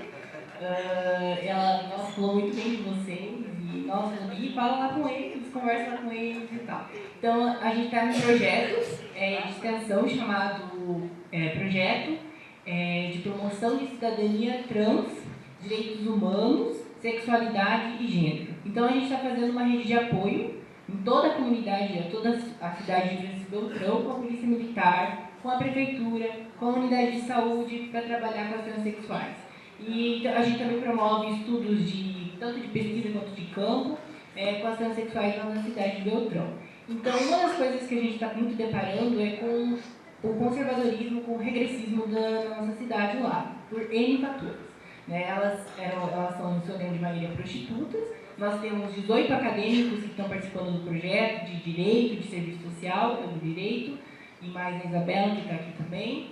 E o que a gente percebeu, a gente já foi na televisão, também na rádio, é que essas transexuais, além da violência física, verbal, a simbólica principalmente, né, também gostaria que depois vocês falassem um pouco mais sobre a violência institucional, né, e o que aconteceu? Lá em Beltrão, as transexuais só tiveram voz a partir do momento que elas saíram da periferia onde elas estavam trabalhando e passaram para o centro, na rua Curitiba, que é uma área residencial. E por que elas foram lá? Por causa da segurança. Então, ela tem muitos números de violência, né, que a gente está ajudando a ser contra e a lutar contra isso, né, de amplas formas.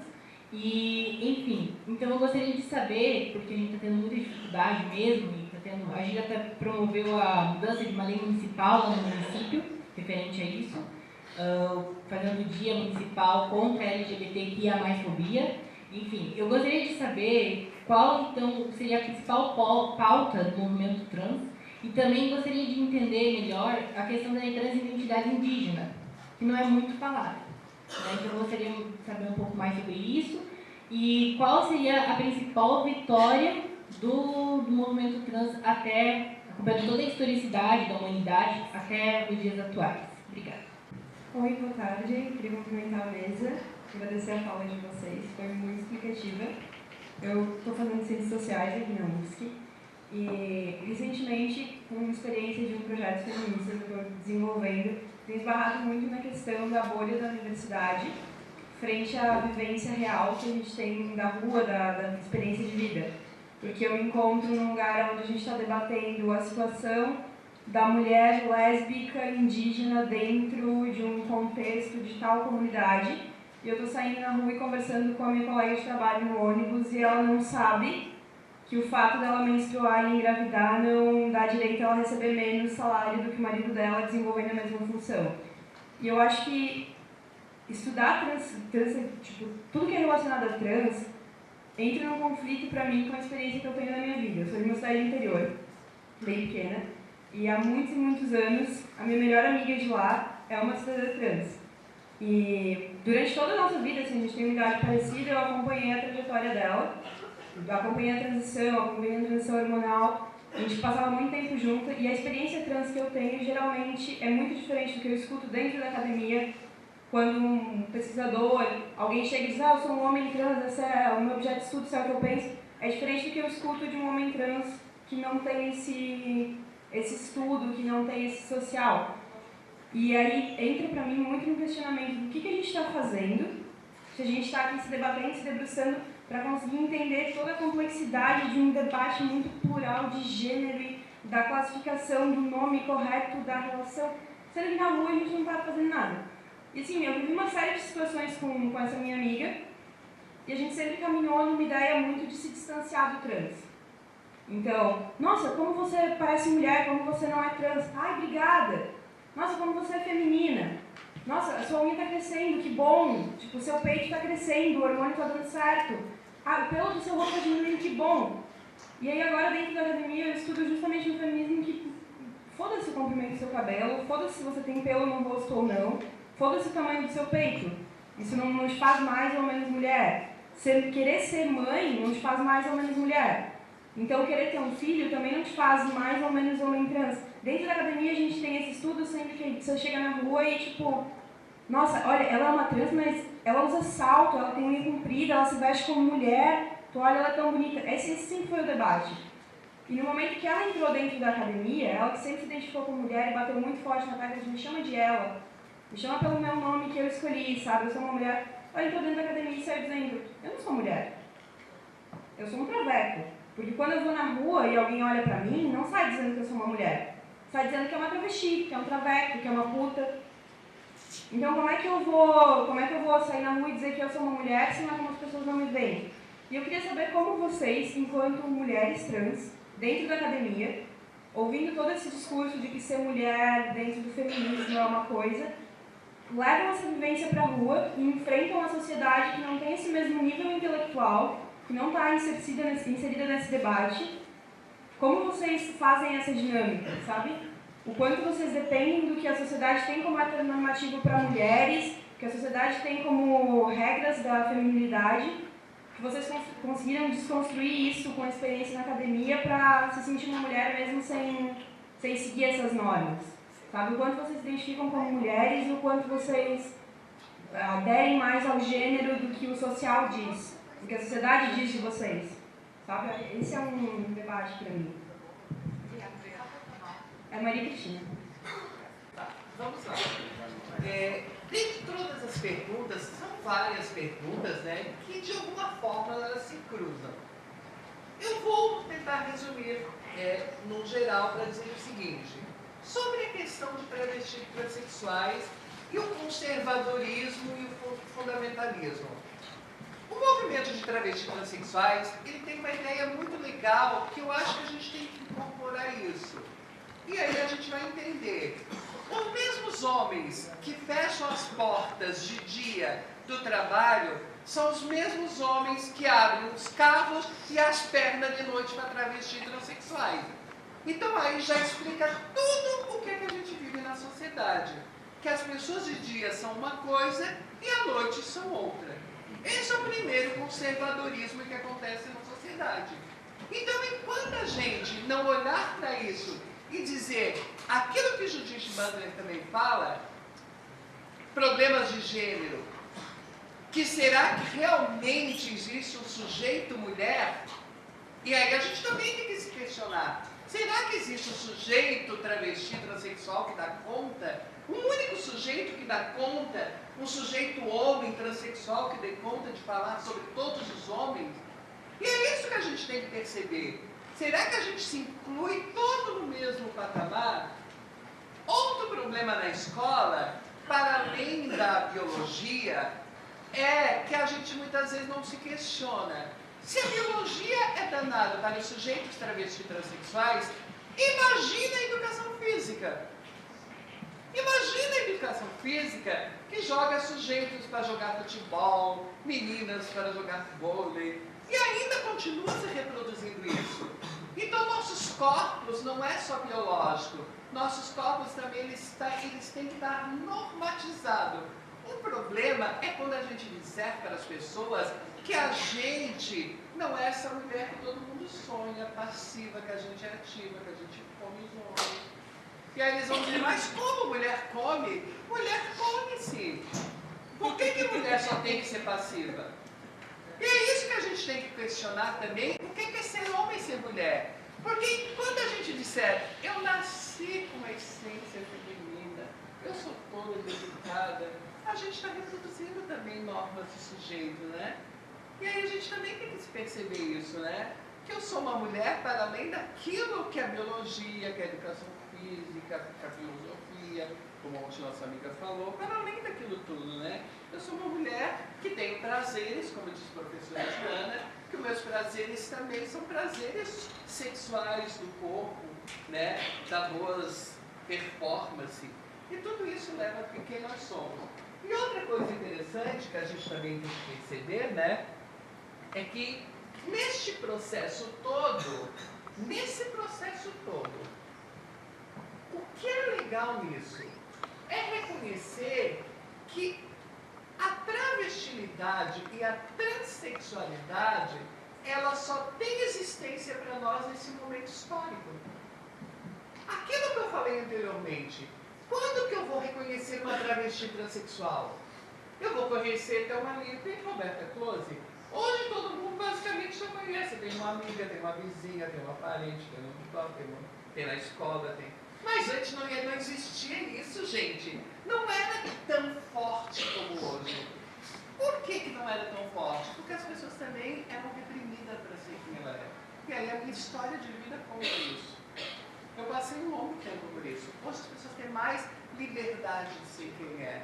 E aí o nosso desafio é pensar agora.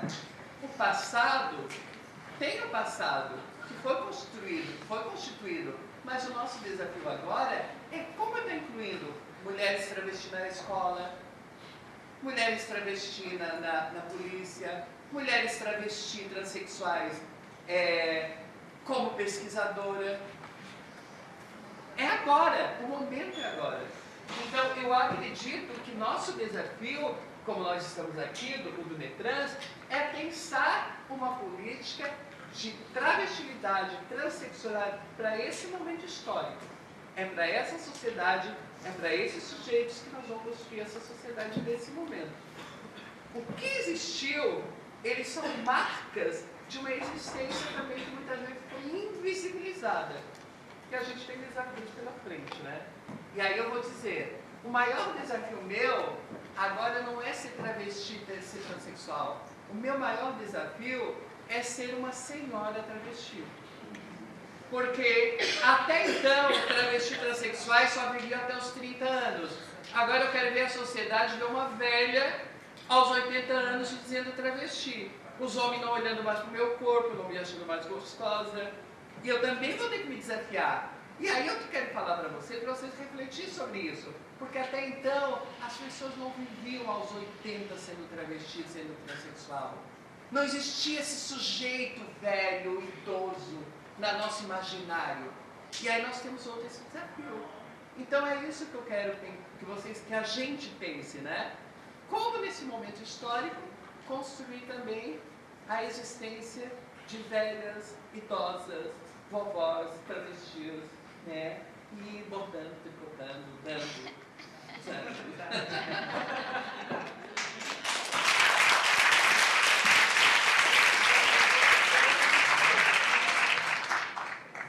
Tá, eu vou tentar responder as perguntas na ordem que elas foram feitas. Assim, primeiro do Lux, sobre a definição de homem trans. Eu acho que é impossível, como a Gabi falou agora, né, fazer uma definição de homem trans, porque eu acho que o que está em jogo não é necessariamente qual é a aparência ou qual é aquela coisa que as pessoas me chamam.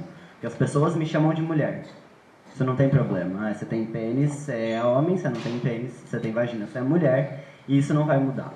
Eu acho que a coisa mais interessante que eu entendi dentro da minha transição é que ampliou absolutamente meu campo de possibilidades. Então, assim, eu nunca fui a lésbica butch. E eu tentei muito ser a lésbica butch, inclusive. E eu ficava tentando nesse jogo de será que eu vou mais pro lado feminino, eu vou tentar ser feminina, mas espera, eu sou lésbica, eu vou tentar ser butch. E eu sempre fui jogado de um lado pro outro, tentando ser alguma coisa que em nenhum aspecto do feminino eu me encaixaria. Porque não era aquilo. A única certeza que eu tinha é que eu queria sair sem camiseta na rua. Era a única certeza que eu tinha. E o ideal de masculinidade que eu tinha, e que eu tenho, na verdade, né, todo o meu grupo, os grupos onde eu me envolvi são com homens gays. Então, depois de algum tempo na minha transição, eu comecei a questionar, inclusive, a minha sexualidade, porque eu comecei a falar assim, cara, será que eu não sou um cara gay?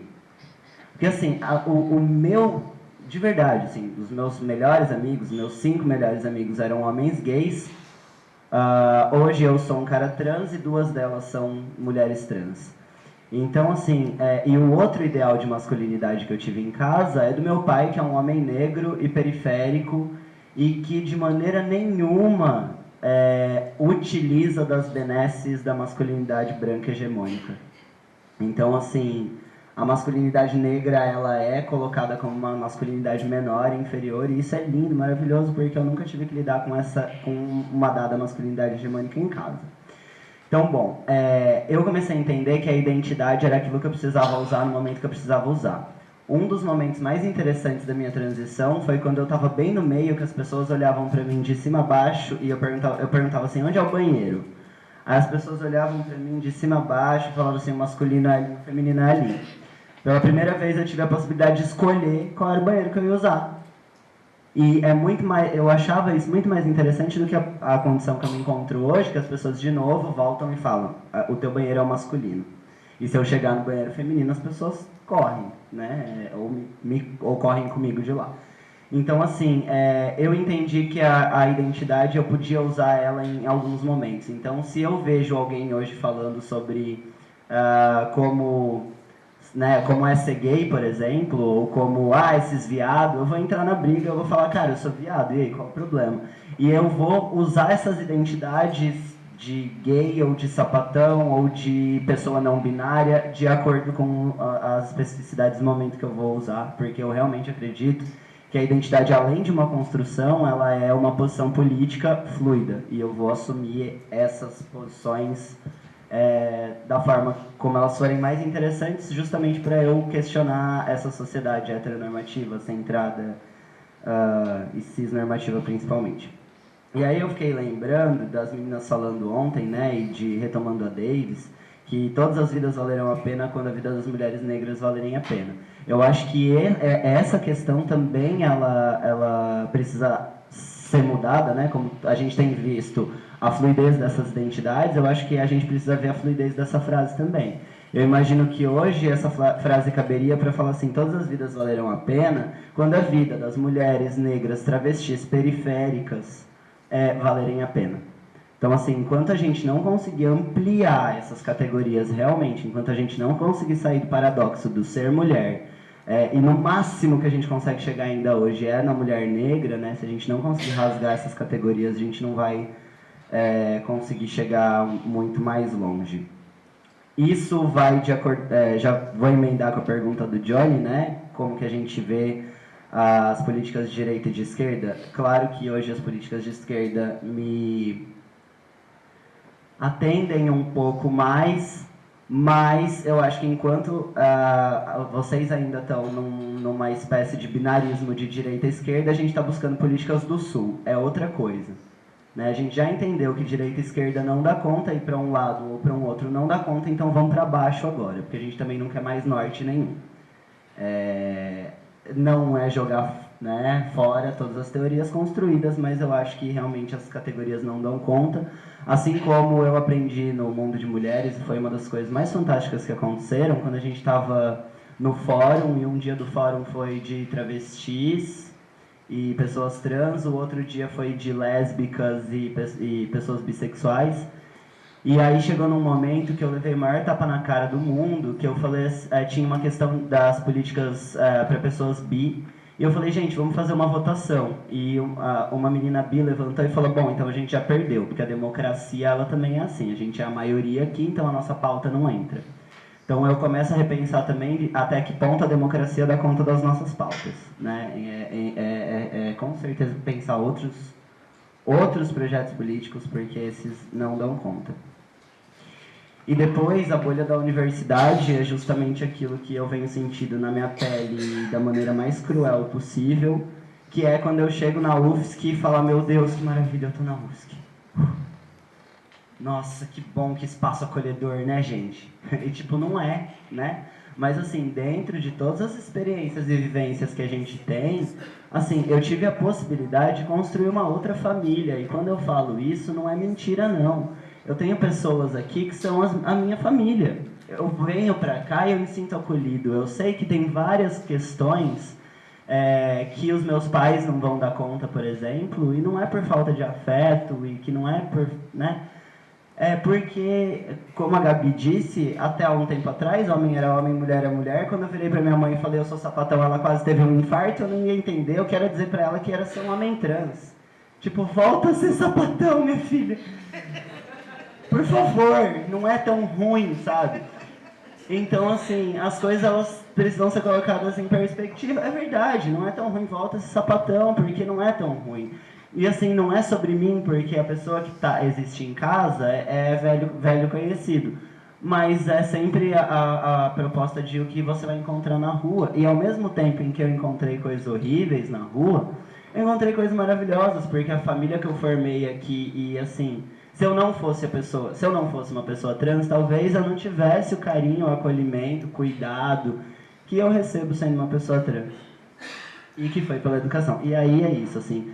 A educação na minha vida, e particularmente na imagem da professora Miriam, né, mudou a minha vida, mudou a minha história. Eu chego aqui sem ter praticamente onde morar. Eu não tinha nada quando eu cheguei aqui. Em 3 anos, eu terminei meu mestrado e eu sou professor de um instituto federal. Então, assim, a escola era o lugar, quando os meus pais não entendiam o que era eu ser sapatão, eu implorava para ir para a escola, porque ali era o espaço que os meus amigos sabiam que eu era sapatão e eles me defendiam. E eles me escondiam. E as minhas amigas davam um jeito de falar que eu estava em algum lugar para minha namorada chegar. E assim, eu sempre tive aquele grupo, e nenhuma delas era sapatão, né? Inclusive, eu nunca tive amiga sapatão. Isso é coisa incrível, né? Nunca. Então, assim, essas identidades, eu acho que assim, a maior questão que eu posso dizer, que foi um pouquinho do que eu trouxe no começo da minha fala, é que se a gente realmente não tiver contato, e ter contato não é assim, eu conheço a menina lá do curso de Ciências Sociais que é travesti. Não. Enquanto a gente não viver, não conviver, enquanto a gente não amar um homem trans, uma travesti, uma pessoa negra, enquanto a gente não amar uma pessoa com deficiência, a gente não vai conseguir transpor essas barreiras, porque todo o resto é muito conversa, é muito desconhecido, e é ver as nossas diferenças. Isso é o mais óbvio dentro.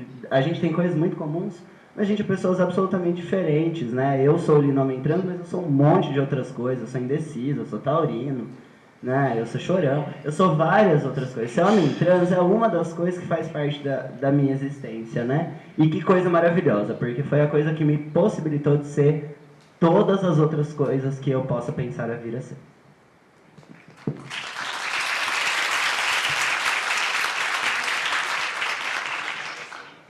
Bom, primeiro, falando um pouquinho, respondendo o questionamento do Johnny sobre a pedagogia da travestilidade. Tem duas coisas importantes para falar sobre isso. A pedagogia da travestilidade, inicialmente, ela surge do movimento social. Ela surge a partir das vozes de travestis negras, né? E tem o seu marco inicial com a Maria Clara Araújo, que é muito conhecida, quem está na internet deve conhecê-la, né? Que é uma travesti negra. Então, o primeiro momento que surge essa discussão da pedagogia da travestilidade é a partir da Maria Clara Araújo, né? E daí são duas questões importantes que a gente tem que colocar nessa discussão, que é a racialização da travestilidade das demais identidades trans e a gente repensar o nosso lugar enquanto branquitude. Isso é muito importante, porque isso também já responde à pergunta do Rodrigo: quais são as nossas relações com os movimentos, com as frentes políticas de esquerda? São relações de conflito. Por que são relações de conflito? Porque a gente está diretamente dentro de uma lógica branca, dentro de uma lógica sexista e dentro de uma lógica LGBTfóbica, que é reproduzido em sua maioria por pessoas brancas, por pessoas que estão reproduzindo essas questões que eu acabei de mencionar. Esbarram em duas outras questões que a gente precisa também discutir com mais frequência, que é currículo e formação de professores. Né? Por que a gente chega lá no programa de pós-graduação X e no programa de pós-graduação Y e a gente não consegue estabelecer relações com esses programas e produzir sobre trabalho sexual, sobre feminismo, sobre identidades trans, exatamente por essa questão de currículo e de formação de professores. A gente tem um currículo que é moldado por pessoas brancas, a gente tem um currículo que é uma formação de professores que parte de pessoas brancas, então a gente precisa transformar essa realidade de curricular e de formação de professores. E daí parte também o meu desejo de adentrar a educação e fazer um doutorado na educação, para discutir todas essas questões que considero importante para a transformação, né? A gente precisa também repensar sobre isso, né? Por que temos poucas professoras negras? Por que temos poucas professoras travestis? Por que temos professores homossexuais, mas dentro de uma norma, né? Porque se a gente pega os professores gays do nosso país, eles estão dentro de uma norma. Pouquíssimos são as bichas afetadas, os viados, né? E daí ressignificando a identidade viado, né? Então a gente precisa fazer esse trabalho de formiguinha, como foi falado nas mesas anteriores, né? De mudar essa realidade da educação, do nosso sistema educacional brasileiro. Ou a gente muda e começa a ter sujeitas negras, sujeitas trans, travestis, reproduzindo e nesse lugar de docente, nesse lugar de ministrar aulas e de trazer essas outras perspectivas, ou a gente vai continuar nesse cenário e isso reflete na relação que a gente tem, nas relações que a gente tem com a esquerda, né? Então, os conflitos são basicamente esses, né? E aí ocorre o apagamento, né? O apagamento que o Rodrigo mencionou, né? Esse apagamento da identidade, como que é ser uma aluna trans, né? E daí eu também pergunto como que é ser uma aluna negra dentro da Universidade Federal de Santa Catarina. O programa que eu estou, por exemplo, o programa de pós-graduação em serviço social, e vou usá-lo como exemplo, porque estou dentro dele, é um programa que não tem uma disciplina voltada para a questão de gênero, que foi a partir de muita luta de feministas, né? Porque as feministas também cumprem esse papel de luta dentro da instituição. E... Ah, já deu tempo? Mas eu não respondi, né? Tá, eu vou tentar resumir. Tem essa questão, né, de não ter um currículo, e daí a gente volta para a questão do currículo, não tem disciplinas sobre a questão étnico-racial, não tem disciplinas sobre gênero, e daí não teremos espaço, né? Porque não estão falando sobre nós, não estão produzindo sobre nós, e tudo vira luta de classes, né? Daí o problema é a luta de classes e, desculpa a expressão, que se fodam as demais existências, as demais formas e modos de ser e estar no mundo, né? A relação com a escola é uma relação que a Gabriela já abordou bastante. O Guilherme falou da questão, a principal pauta do movimento trans. Eu acredito que tudo que a gente conquistou hoje é devido ao movimento social, né? Os direitos que temos hoje é devido aos movimentos sociais, e os movimentos sociais também cumprem esse papel de produzir outras epistemologias, e que a gente que está aqui dentro da academia, a gente transforma em conhecimento, né? Porque grande parte do que a gente traz aqui são saberes, né, muito localizados, e que a gente está procurando transformar em conhecimento científico e legítimo, né? E a Maria Cristina falou sobre a questão das LGBTs indígenas. É uma questão bastante controversa também, bastante polêmica, né? E acredito que também tem uma matriz muito, para além do conservadorismo, é uma matriz cultural também, né? E que daí a gente precisa de mais tempo para discutir sobre as LGBTs indígenas. E eu acredito que não há um movimento feminista, né? A Maria Cristina falou de como que a gente lida com essa questão. Eu acredito que, para nós que somos travestis, a questão estética é muito importante, que para outras mulheres feministas não é. Então, para nós travestis, ter um cabelão, ter um peitão, ter um bundão, colocar silicone, isso é importante, isso não nos faz menos feministas. Então, a gente precisa separar essas questões e entender que os feminismos são plurais e que não existe uma única forma de fazer feminismo. É isso.